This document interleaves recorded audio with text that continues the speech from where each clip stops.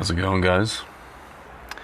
So, before I talk to you guys about what I want to talk about, I should let you guys know, if you guys haven't checked it out already, please go check out the fantastic and very, very funny interview that my friend Ari and I conducted of Tuvia Tenenbaum. If you guys don't know who Tuvia Tenenbaum is, he is a fantastic writer and journalist. He wrote the book Catch the Jew.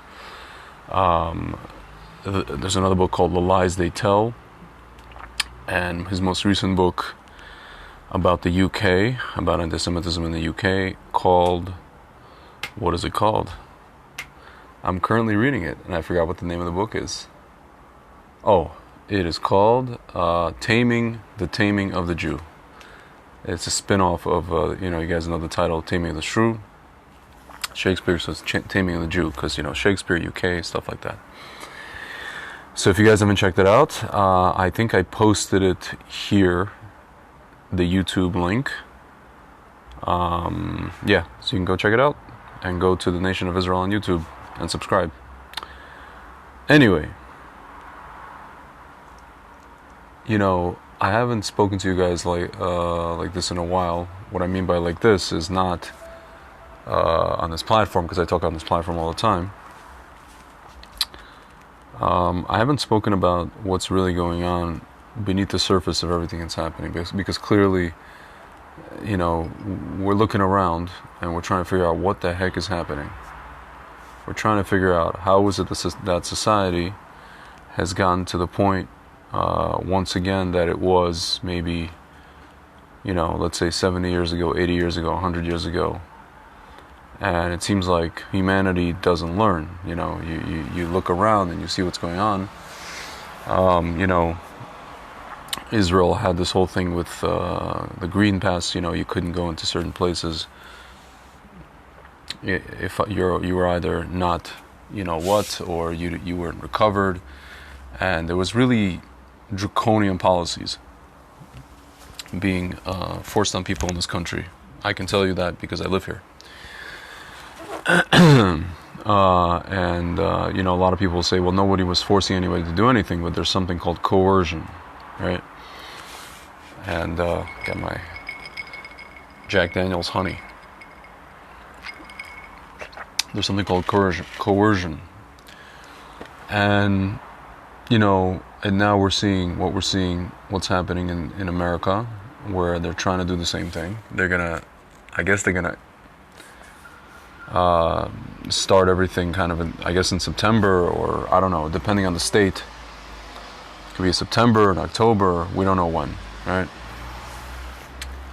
And the thing is, and I was saying this last year, that people here in Israel, they don't really have an understanding of, or most people, let's say, not all, but most people here in Israel, they don't really have an understanding of personal autonomy and personal freedom. They don't have an understanding of it. Like, really, it's just not a thing. Primarily because it's a small country. The state of Israel was founded by people from the former Soviet Union. And I can tell you, I'm a person who was born in the former Soviet Union. And my parents were refuseniks, and they dealt with the KGB and all these kind of things. And they're telling me straight up that whatever's happening in Israel today, it's been happening. This is basically, what my parents called Savok, stinking Soviet Union, Vanyuchi Savok, right? This is, you can't dispute this. This is plain for all to see. Anybody who lived in that place understand what's going on here in Israel. It's the same thing. And I was saying last year that people in America, if they try this stuff in America, just wait and see. I was saying this last summer. And I actually kind of was half joking or dark, with dark humor. I was saying, people in America have guns, and they're not going to stand for this. And that's where I stopped. That's where I ended. I'm not going to say anything further. Lee Bacha was saying it's happening now. Did you see the MD who was just denied entry to a block outside festival in Israel? No, I did not. But I can imagine that happened. Yeah, so you guys see what's happening in America. Americans are not standing for this. This is not going to fly with them. Israelis don't really have an understanding of this kind of mentality. Naftali Bennett came out and he said, what was it, 2 weeks ago, I respect everybody's opinion in this debate, but now the time for debate is over, and you got to do your civic duty. Okay. Well, what about the facts? The facts are most of the people that are getting, are actually people who took, what. Okay. And you can argue one way or the other. You can blame these people. You can blame those people. At the end of the day, there's clearly a problem. Okay, there's clearly a problem when you have the people who are doing certain research, which was actually 5 years ago at University of North Carolina. I posted about it before, which was then the tech was then brought to China, and they denied that it was brought there. But we now know. After a year of everybody being called conspiracy theorists, we now know that the tech was brought to China and things were made in labs. And the same people who made them in labs were also one of the doctors.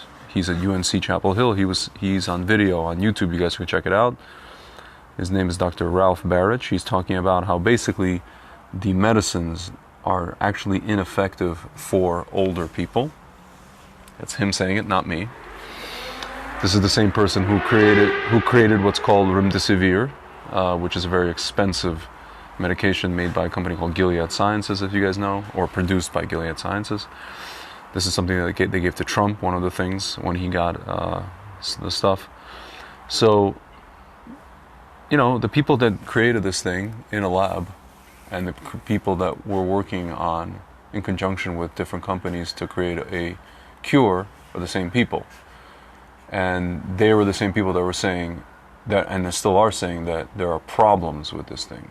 It's not that it doesn't work.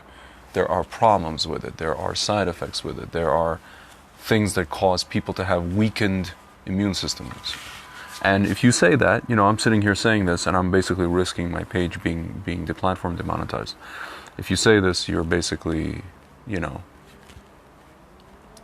allowed to say it. We live in a society where you're not allowed to say it. Supposedly we live in free countries, free societies, and you're not allowed to actually go do actual research. Look at reputable, literally official sources like Nature magazine, Science magazine, official websites of universities, official websites of press releases, official websites of pharmaceutical companies, YouTubes given by the doctors, the very doctors who did the research to develop these things, whether it was the actual disease or the cure. You cannot even cite those people. You cannot. That is tantamount to what they call misinformation. This is something that was done to my parents in the Soviet Union, guys. It's not good here in the U.S. either. Yeah, listen, people are bullying. I'll tell you, I've never seen so much bullying as I've seen with people, by people who are are really gung-ho about this. Banned from this, banned from that. Listen, what's funny, what's amazing to me is that human beings, and I'm going to get into this when I'm going to talk about what I'm going to talk about, human beings don't really realize today, people, that they are behaving in a way, all they have to do is watch some of these sci-fi movies. All they have to do is watch stuff like V for Vendetta, or any of these like dystopian movies or sci-fi movies or movies that show, where society is basically behaving in a certain way because something happens, because a disease takes over, or because, I don't know if you guys remember, I forget the name of the movie, but it's basically, there's like a movie where like women can't have kids anymore, and there's like one woman on the planet who have kids. There's a movie that came out like 10 years ago, and the British actor, I forget his name, I don't know if it's an Irish actor or a British actor. So basically it's like this whole journey to like find this woman or keep her safe, and so they can like human beings can keep like propagating the species, basically. And it's funny, like I'm looking around and I'm just like, people are behaving as if it's something in a sci-fi movie. They're basically coming after, in Russian we say the glotka, like the necks, the esophagus of their fellow citizen, and they're telling people, you should be arrested, you should be not allowed to do this, not allowed to go here, not allowed to go there, until you inject this needle in your arm, despite all evidence that there's issues, right? Despite that.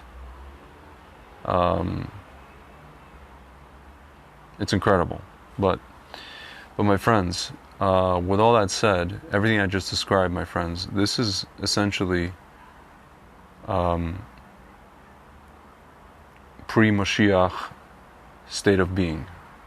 This is a pre-Mashiach state of being, or a just before, right before, on the heels of Mashiach state of being for humanity. I don't know if you guys know or have seen in the previous videos I mentioned, there is a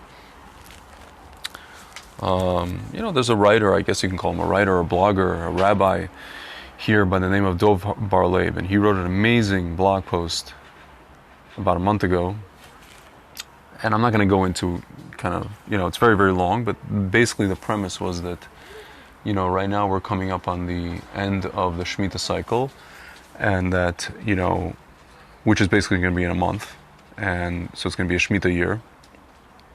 And he basically broke it down, and he basically said that, for the past 6 years, we've been experiencing nothing but sheker, like lies and lies and lies and lies and lies, and like never-ending lies in our face.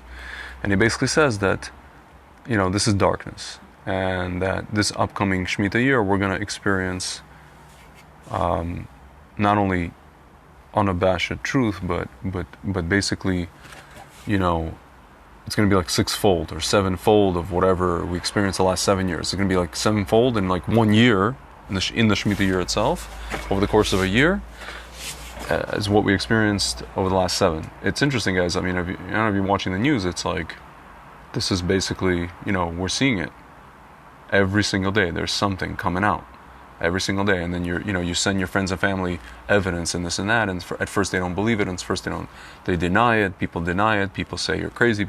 And then little by little, then you see a news report, then you see another news report. Okay, what we thought last year was a conspiracy, today it turns out it's true. What people were ostracized, people were canceled a year ago, a few months ago, people were blocked, whatever it is, deplatformed. Today it's true.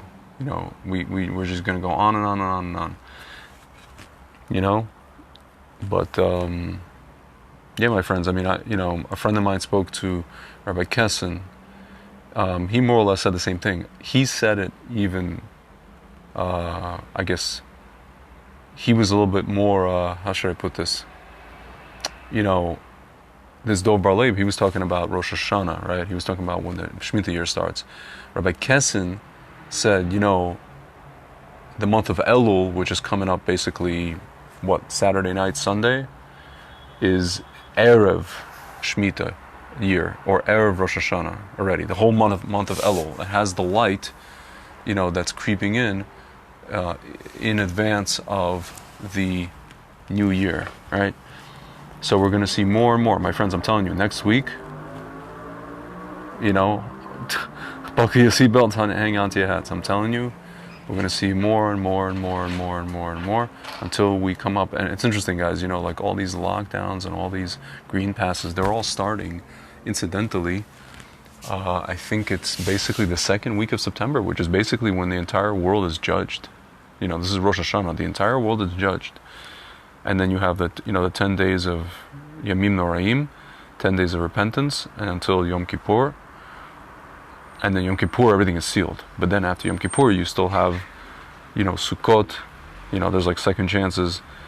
Sukkot is a very interesting holiday because it's basically like, it's showing us that everything is like temporary, right? It's showing us that nothing is permanent. It's funny, like they're talking about right now how like, first of all, the CDC, I don't know, of all people, the CDC said, we're supposed to have a moratorium on evictions of people, right? Because as long as there's a disease, you can't evict people, you can't force them to pay rent, whatever it is. Which is interesting. The CDC is in charge of this stuff all of a sudden.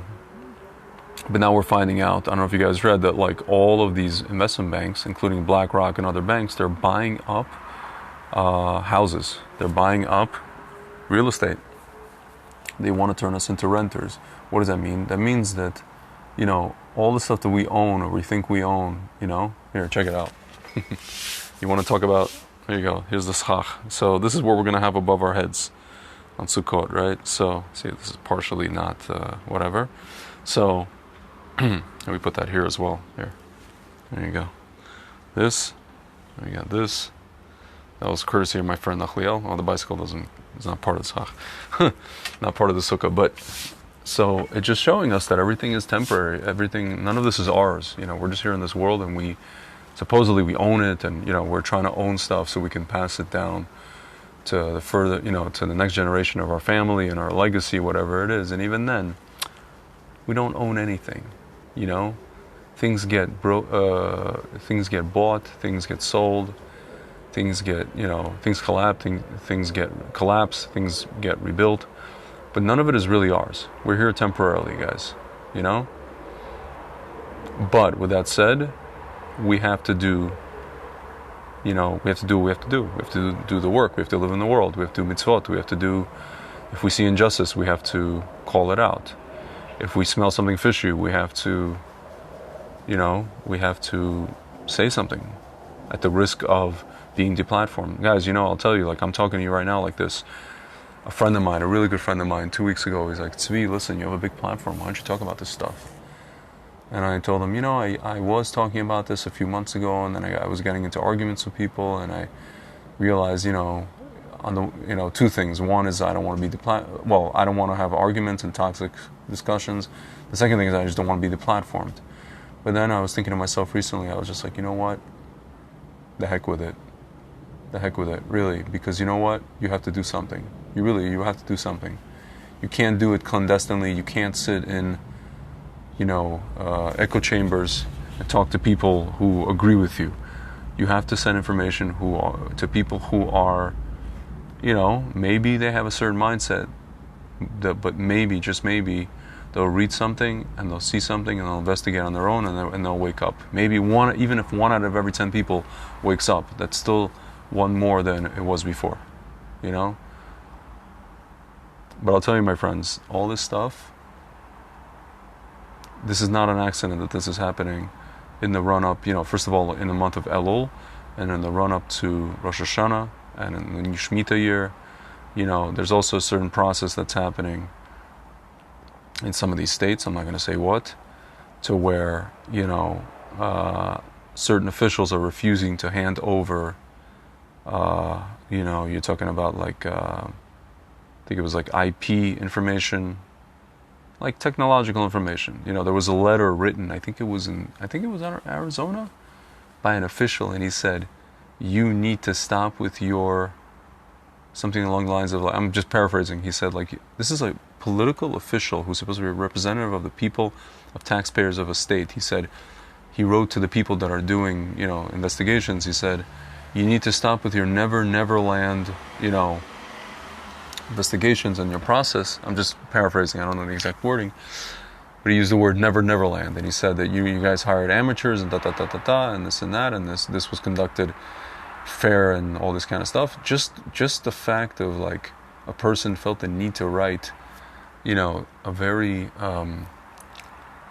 insulting and callous sentence like that, it tells you everything you need to know. Just like a certain official got up in front of a certain congressman and he said, you know, and he moved his head like this, like a bobblehead doll, in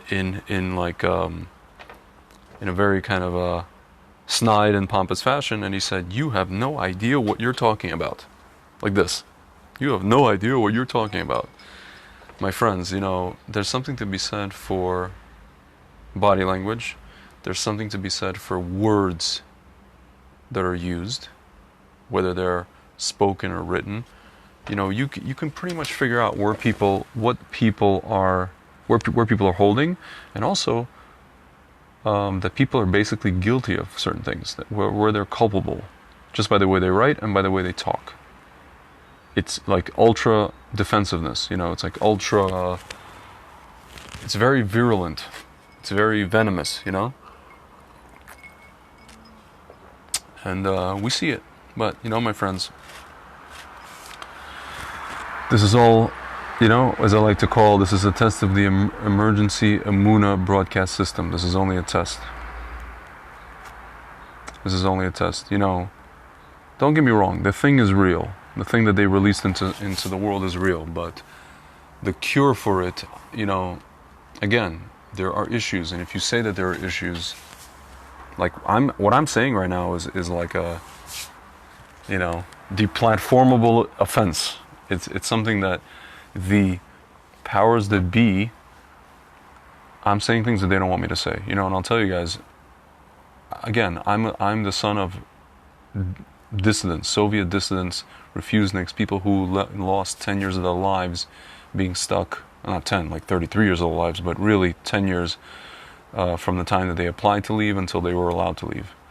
And they were, you know, they had their heads messed with, they got fired from their job.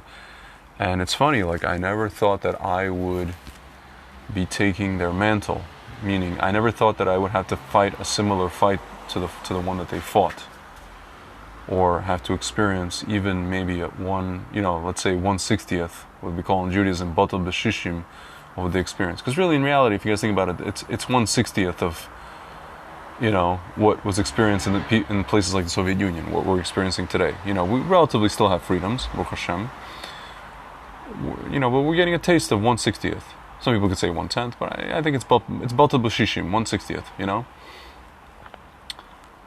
But a lot of it is an Emunah test. A lot of it is a test to see who do we believe in. Do we believe in some of these so-called leaders who are basically like, you know, they turn themselves into these kings of Israel who set up Avodah Zarah at the end of their reign? Do we believe in those guys, or do we believe in Hashem?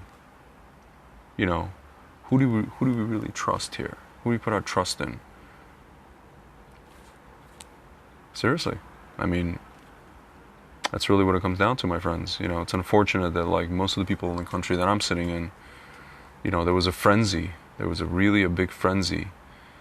A company came in. There was a deal made. The deal that was made, there's a 30-year confidentiality agreement. You cannot see the terms. We actually now saw the terms. The terms were leaked by another country who has a 10-year confidentiality agreement. Interestingly enough, why does Israel have a 30-year? Nobody knows. But basically, Israel became, you know, a testing site, a laboratory. Like I said to people before, if you want to be in the world's largest phase 3 trial, you can. You're well within your right to do so, to volunteer. I will tell you guys, I personally am not a fan of that. I'm not going to do that. Especially now that we're finding out that there's certain issues to where, you know, again, this thing weakens your immune system to, you know, new variants that were created in the lab, which we understand that that's what happened. And you can't say that, guys. What I'm telling you right now, I think after this video is over, I could very well be removed. Digitally, not physically, as for shalom. You know, this page can be removed, this video can be removed, everything can be removed. You know, supposedly we live in a free society, we live in a free country, we don't live in North Korea, right? Supposedly, allegedly. We don't live in Iran. I don't know. I just don't know, my friends. Again, these are things you can go and look at official documents, official sources, you know, science magazines, Nature magazine, university studies, videos from the horse's mouth, from the scientists themselves, who basically either created this thing, this you know, garbage, the actual disease itself, and also created the supposed cure for it. These people talking themselves in their own words. This is not something I made up. This is not something that's propagated by, I don't know, people that are pulling it out of their you know what. You know what I'm saying? It's not that crazy. It's really not that crazy, you know? I'm just saying the truth. I'm just asking questions. My friends, in a free society, we're allowed to do that. We're allowed to do that. We're also allowed not to be forced and dragged to put needles in our arms.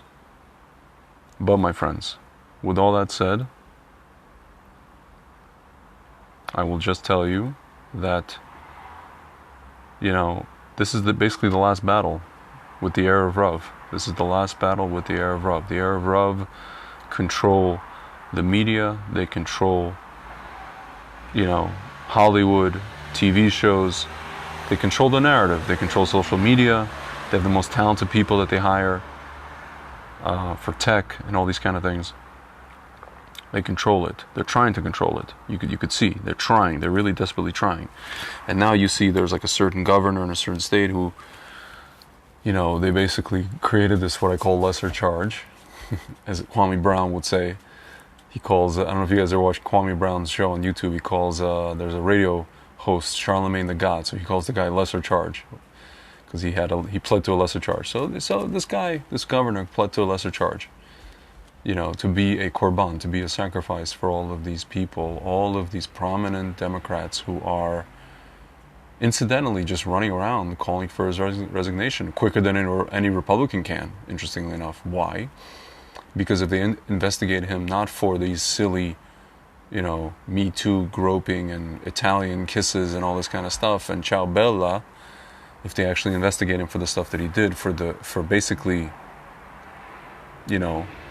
wiping people out of the face of this earth, they might find out, if they do a little bit of digging, they might find out that it wasn't just him who was involved in such behavior. It was governors of other states and other officials all over the country, my friends. So what they're doing now is they're turning this guy into a korban via a lesser charge. That's exactly what they're doing. And now everybody's writing about, jokes and memes and all this kind of stuff. But guys, he's a korban, okay? He's a korban. But with that said, guys, this is just the tip of the iceberg. Stuff's going to come out. It's going to come out.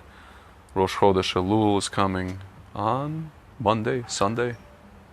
And then we're going to see little by little by little by little, we say in Russian, cup, drip, drip, And then by the time we get to Rosh Hashanah, Rosh Hashanah, you stand before the king. Elul, the king is in the field. He's closer. Hashem is closer to us, right? So the light is getting closer and closer and closer.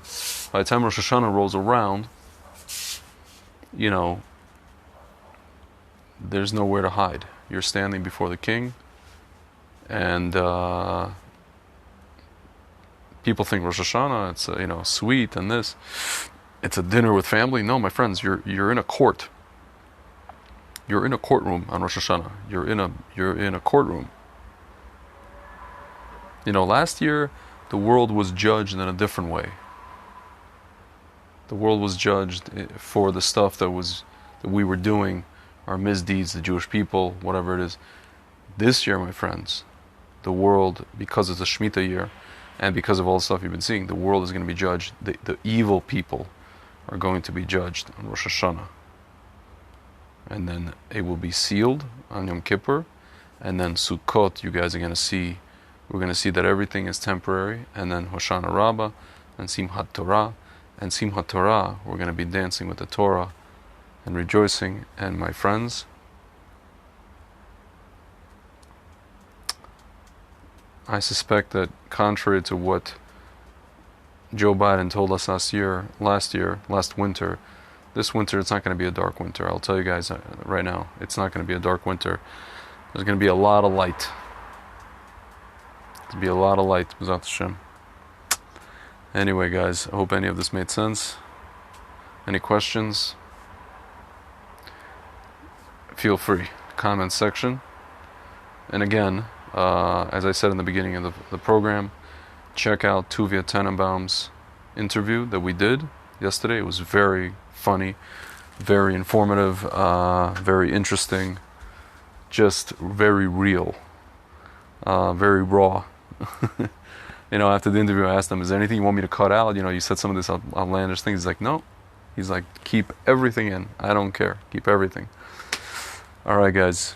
It's been real. And in the words of Rabbi Kessin, let's see what happens.